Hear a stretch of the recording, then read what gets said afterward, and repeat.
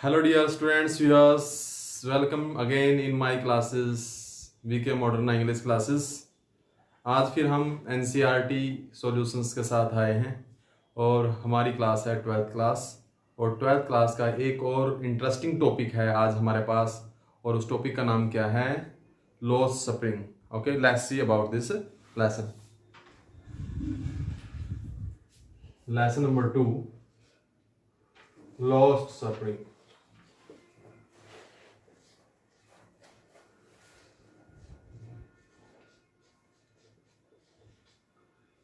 Written by Annie Jung।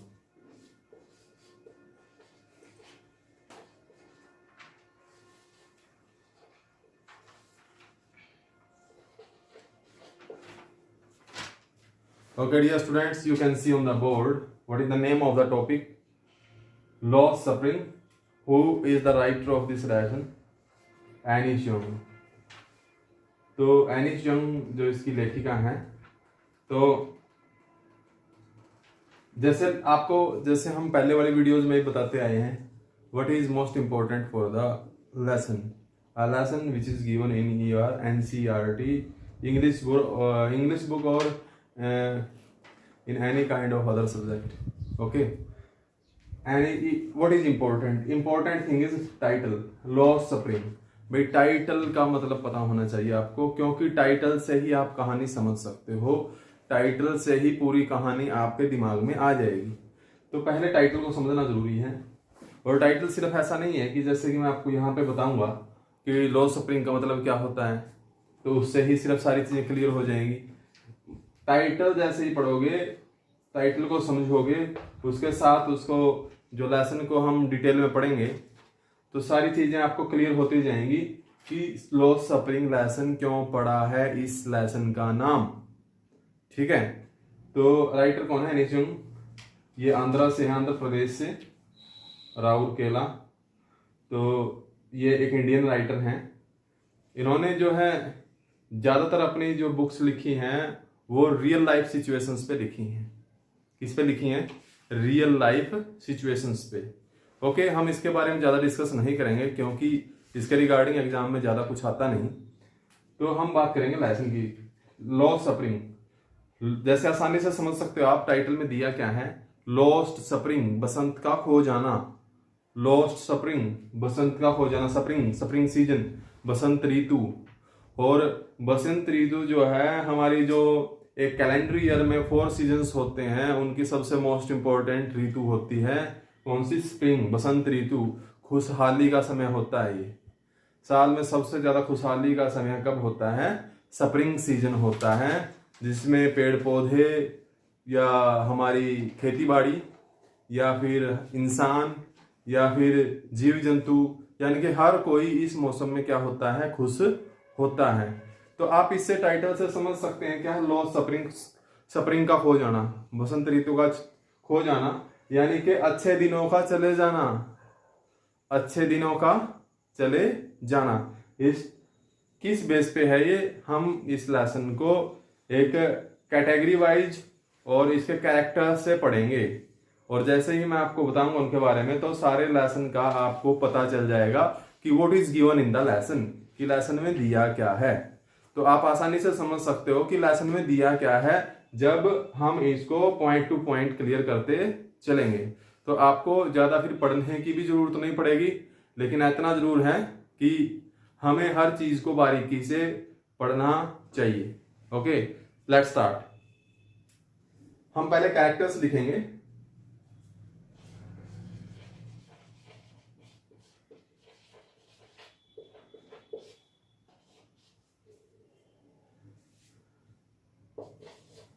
Character 1 is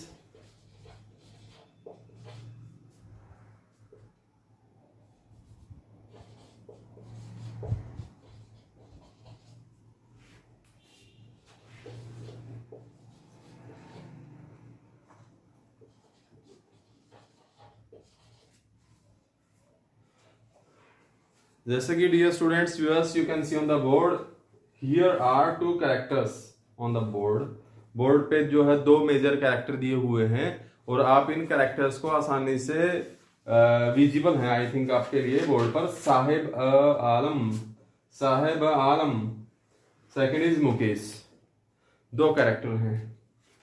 तो सबसे most important चीज क्या दी हुई है इसके बारे में आपको क्या है, जैसे मैंने आपको बताया जो एनिस यंग राइटर हैं तो वो हमेशा लिखती हैं किसके बारे में, रियल लाइफ सिचुएशंस के बारे में। वे जिंदगी की वास्तविक जो सिचुएशंस हैं वो उसके ऊपर लिखती हैं। तो अपने राइटिंग करियर में उन्होंने बहुत सारी जो चीज़ें हैं, बहुत सारे स्थान जो हैं उनकी विजिट की, पूरे इंडिया की जो रियल सिचुएशन है उसको बताने की कोशिश की है। तो सबसे पहले ये विजिट करती हैं। तो पहले इसको हमने इस लेसन को 2 कैटेगरीज में डिवाइड किया है। पहली कैटेगरी जो है वो क्या है, साहेब आलम की कैटेगरी में आएगा, दूसरे आएगा मुकेश की कैटेगरी में। ओके, तो हम स्टार्ट करते हैं साहेब आलम से। साहेब आलम कौन है?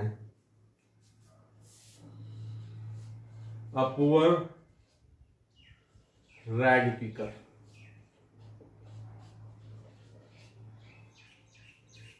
एक गरीब कूड़ा बीनने वाला, कूड़ा कचरा जो इकट्ठा करते हैं, उठाते हैं उसको बेचने के लिए, जैसे कागज वगैरह, प्लास्टिक बोतल्स जो हैं, रबर जो है, वो चीजें जो हैं, आयरन जो है, जो क्या है कई बार कचरे में मिल जाती है, उसको उठाते हैं और उसको बेचते हैं। तो उनमें से है ये कौन, साहेब आलम।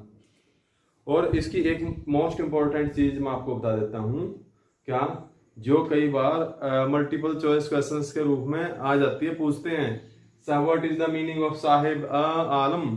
साहेब आलम का मतलब क्या है? साहेब आलम का मतलब क्या है? Lord of the universe. Lord of the universe इसका मीनिंग है, विश्व का स्वामी, ब्रह्मांड का स्वामी।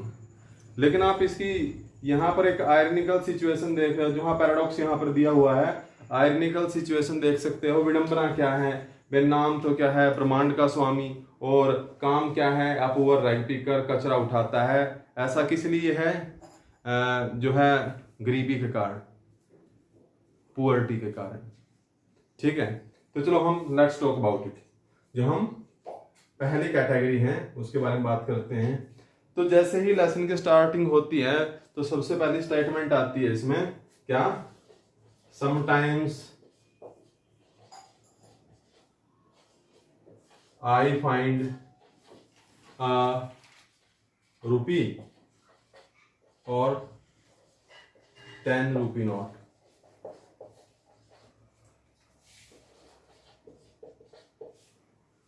Sometimes I find a rupee और 10 रुपी नोट। कई बार मुझे कचरे में 1 रुपया भी मिल जाता है या 10 रुपए का नोट भी मिल जाता है। ये किसने कहा? ये कहा साहेब आलम ने कहा। किससे कहा? लेखिका से कहा, जब वो अपनी विजिट कर रही थी। तो कौन सी, किस जगह की विजिट की उन्होंने? सबसे पहले उन्होंने विजिट की है सीमापुरी। तो जो प्लेस है वो कौन सा प्लेस है? Seemapuri.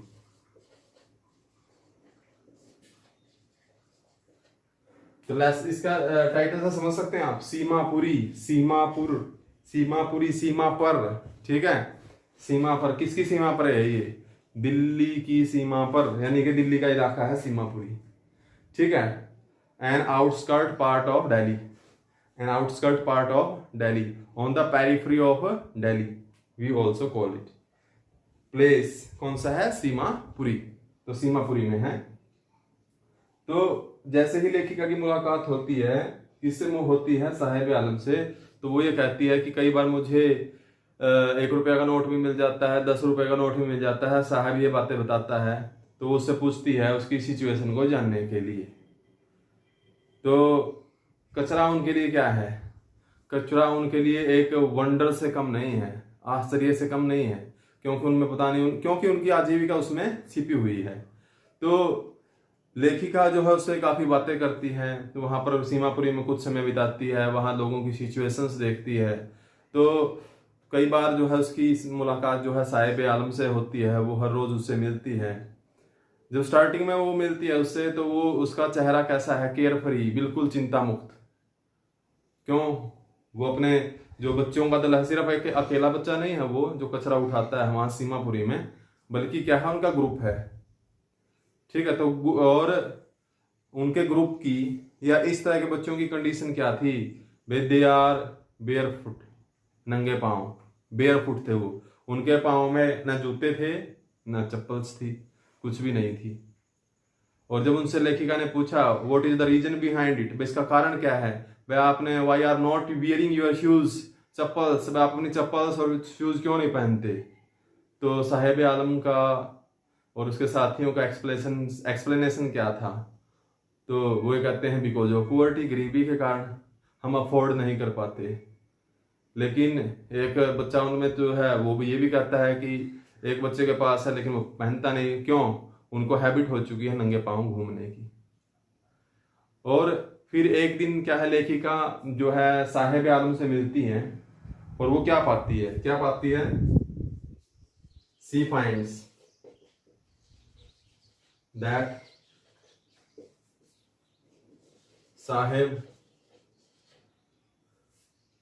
has a steel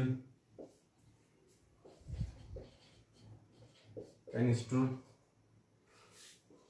on his head। तो लेखिका ने पाया कि जो साहेब है उसके सिर पर क्या है, उसने देखा कि उसके ऊपर एक स्टील का बर्तन रखा हुआ है, उसके सिर पर क्या रखा हुआ है, एक स्टील का बर्तन।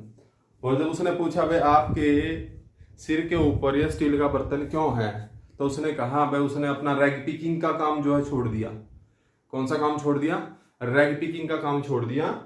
और वो है क्या करने लग गया, अब वो क्या करने लग गया, तो वो एक जो है टी स्टॉल पे है, कहाँ काम करता है वो, कहाँ काम करता है, on A tea stall, on a tea stall. वह एक चाय की स्टॉल पर काम करता है और उसको कितना पे मिलती है, कितनी सैलरी मिलती है। जब उस लेखिका ने पूछा कि आप वहां से कितना कमाते हो, तो उसने बताया क्या, 800 रुपीज प्लस मील्स, 800 रुपए और भोजन उसको दिया जाता है। तो वो देखती है उसकी पूरी सिचुएशन, बच्चे की पूरी सिचुएशन वो देख चुकी है कि सिचुएशन क्या है बच्चा। अब लेकिन उस सिचुएशन के बीच में उसने बच्चे का चेहरा देखा, बच्चे का चेहरा कैसा था, he lost his carefree look, उसने अपना केयरफ्री लुक खो दिया। अब वो स्वतंत्र नहीं है क्योंकि वो दूसरे का अधीन काम कर रहा है। अभी वो ऐसा लग रहा था कि अपने काम से खुश नहीं था। और जब लेखिका उससे पूछती है एक सुबह है, तो वो उनसे पूछना मतलब एजुकेशन के बारे में पूछना चाहती है कि वो कितने शिक्षित हैं। देखो उन बच्चों जैसे सीमापुरी के अंदर जो रैग पिकर्स हैं, हमने उनकी ज़्यादा बैकग्राउंड नहीं बताई, लेकिन हम इन शॉर्ट में बता देते हैं आपको कि वो ढाका से आए हैं, बांग्लादेश की राजधानी ढाका। वहाँ से क्यों आए हैं, वहाँ तूफान वगैरह के कारण जो है उनके घर वगैरह खेत वगैरह नष्ट हो गए, फिर वो क्या है इंडिया में आ गए और वहाँ पर सेटल हो गए। कुछ ऐसे जो लोग हैं वो कई बार क्या है अपने बच्चों को जो है बैगिंग का काम सिखाते हैं, कुछ जो है ये कूड़ा करकट वगैरह उठाते हैं, जो उनमें जो चीज़ें जो है हम जिनको बेच सकते हैं उनको वो उठाते हैं और बेच देते हैं। इस तरह से उनकी जो है अर्निंग होती है, आजीविका अपनी चलाते हैं। तो उसने कहा कि 800 रुपये और मील मुझे मिलता है, लेकिन वो अपना केयर फ्री लुक उसने खो दिया है। एक सुबह जब लेखिका उससे पूछती है क्या, if I start a school do you want to come, लेखिका कहती है अगर मैं स्कूल शुरू करूं क्या तुम स्कूल आना चाहते हो। साहेब लुक्स पॉजिटिव आफ्टर इट, साहेब क्या दिखता है वो इसके बाद सकारात्मक हो जाता है, वो खुश हो जाता है। तो वो आंसर करता है यस आई विल, हाँ मैं आऊंगा। जब कुछ समय के बाद लेखिका उससे मिलती है तो उससे पूछता है कि आपका स्कूल रेडी है, क्योंकि लेखिका ने तो वैसे एजुकेशन के बारे में पूछा था। तो लेखिका को काफी दुख होता है कि उसने बच्चे के साथ क्या है, बच्चे को एक झूठा प्रॉमिस किया बच्चे को, जिसके कारण वो क्या है शर्मिंदा भी महसूस करती है। तो ये थी उसकी फर्स्ट विजिट, जो किससे मिलते हैं, वो किससे मिलती हैं, साहेब नाम के लड़के से। साहेब आलम, ब्रह्मांड का स्वामी, लॉर्ड ऑफ द यूनिवर्स, ये माइंड में रखना, ठीक है। तो साहिब आलम से एक पॉइंट और मेरे माइंड में आया अभी कि साहिब आलम हर रोज एक जो है टेनिस क्लब है, टेनिस क्लब, तो टेनिस क्लब के बाहर उसके मेन गेट पर खड़ा होकर देखता है कि जो 2 rich boys always play there, वे 2 अमीर लोग हमेशा वहाँ खेलते हैं, 2 अमीर लड़के एक्चुअली, 2 अमीर लड़के वहाँ पर खेलते हैं हर रोज। तो उनको देखता है, वो खेल रहे हैं, वो ऐसा लग रहा है, हर रोज देखने का मतलब क्या है कि उसका भी वो है गेम खेलने का मन है, लेकिन वो ऐसे गेम को अफोर्ड नहीं कर सकता। और उसको जूते भी मिल गए हम साहेब को। कैसे जूते? डिस्कार्डेड शूज बोलते हैं ऐसे जूतों को। कैसे, क्या बोलते हैं? डिस्कार्डेड शूज, जो किसी के उतरे हुए जूते हों। और एक जूते में क्या है, one of the shoes has a hole, एक जूते में क्या हो चुका, सुराख। ठीक है, तो ये थी हमारा first part. First part Sahib Alam. Let's talk about our second part of this lesson.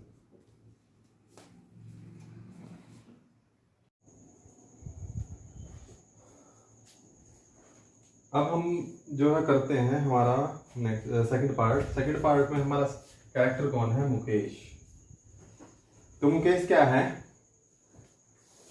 Poor Bengal maker.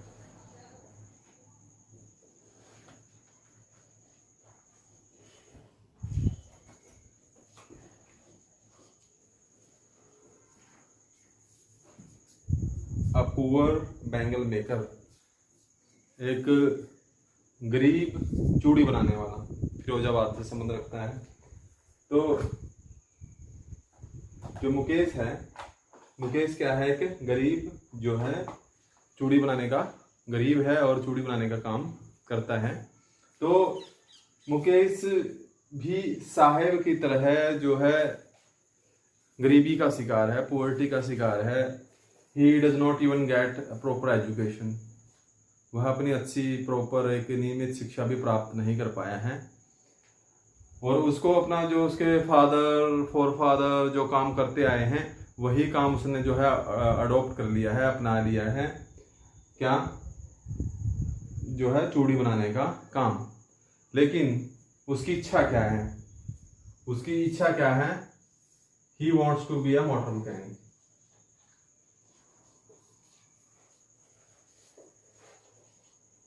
He wants to be a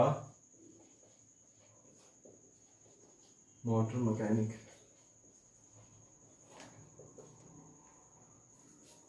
वह क्या है? मोटर मैकेनिक बनना चाहता है।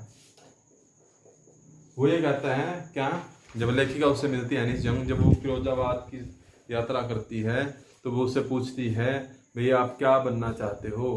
तो वो ये कहता है मैं एक मोटर मैकेनिक बनना चाहता हूँ और मैं मेरी खुद की कार जो है चलाना चाहता हूँ। तो उनकी फैमिली जो है वो भी क्या है, पॉवर्टी का शिकार है। तो उसमें भी जो है मुकेश के बारे में भी यही चीज़ें जो है बताई गई। वो अपनी फैमिली से अलग काम करने की सोचता है। अगर हम ये बोलें कि ये एक चूड़ी बनाने वाले परिवार से है तो वो भी गलत नहीं होगा। जैसे कि हमने अभी आपको रिसेंटली बताया है क्या, हमारी फर्स्ट पार्ट में साहिब आलम के बारे में, कि एनिस जंग इससे मिलती हैं। और एनिस जंग जो है उसने रियल लाइफ सिचुएशंस के बारे में जो है वो लिखती आई हैं और उन्होंने लिखा है काफ़ी, उनकी जो नॉवेल्स भी हैं इसके ऊपर। तो एनिस जंग जो है राउरकेला से, जैसे मैंने आपको बताया, और उड़ीसा, शायद मैंने आपको पहले बाय मिस्टेक आंध्रा बोला था जहाँ तक मुझे ध्यान है। तो वो कहाँ से हैं? राउरकेला उड़ीसा में है, तो उड़ीसा से संबंध है। और वो जो है पहले साहिब आलम से मिलती हैं, फिर मुकेश से मिलती हैं, और फिर उसी स्थान पर एक लड़की से भी मिलती हैं, जिस लड़की का नाम क्या है? सविता।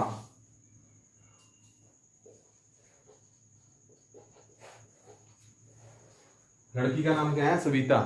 और वो भी फिरोजाबाद से संबंध रखती है। ये सेकंड पार्ट का ही एक हिस्सा है, ये हमारा फर्स्ट पार्ट है। तो सविता नाम की लड़की भी क्या है? चूड़ी बनाने वाले परिवार से संबंध रखती है। तो वो चूड़ी बनाने का काम करती है, but she does not know about the bangles, what the bangles symbolize. उनका सिंबल जो चूड़ियां हैं वो किस चीज का सिंबल है, प्रतीक हैं। वो किस चीज़ का प्रतीक है। जो चूड़ियाँ उसको ये भी पता नहीं है कि वो लड़की है और चूड़ियाँ किस चीज़ का प्रतीक है। चूड़ियाँ उसको ये नहीं पता है कि ये इंडियन वीमेन सुहाग का जो है प्रतीक होती हैं।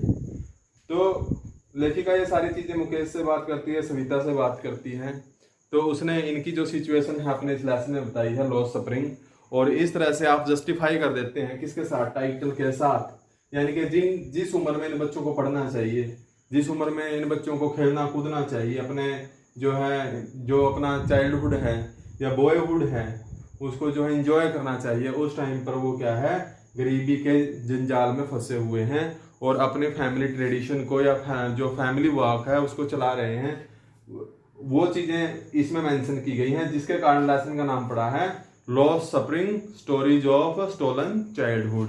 वे पूरा नाम क्या है, loss suffering stories of stolen childhood, कि बसंत का खो जाना और बच्चों के जो है गुम हुए बचपन के बारे में। तो बच्चों का जो बचपन है वो मैंने पूरा टाइटल इसलिए नहीं बताया ताकि ये चीजें हम अगर बाद में कहें तो ज्यादा अच्छी तरह से क्लैरिफाई हो।